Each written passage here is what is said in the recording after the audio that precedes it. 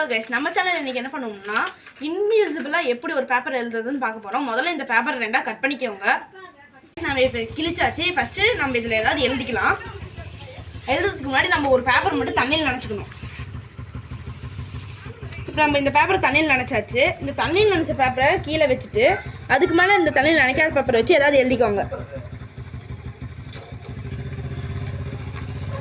Okay, இப்போ நான் எழுதிட்டேன். இப்போ உங்களுக்கு தெரியும் இதில் வந்து லெட்டர் இருக்கிறது. இப்போ நம்ம இதை வெயிலில் காய வச்சுக்கலாம். இப்போ நீங்களே பாருங்கள், இந்த பேப்பரில் எதுவுமே எழுதலை. இப்போ நம்ம இதை மறுபடியும் தண்ணியில் நினச்சா இதில் இருக்கிறது தெரியும். வாங்க டெஸ்ட் பண்ணி பார்க்கலாம். ஆமாம் கேஸ், இப்போ பார்த்தீங்கன்னா இப்போ நீங்களே பாருங்கள், தண்ணியில் வச்சோன்னே நம்மளுக்கு லைக்குங்கிற வார்த்தை தெரிஞ்சிருச்சு. நான் கட் பண்ணவும் இல்லை.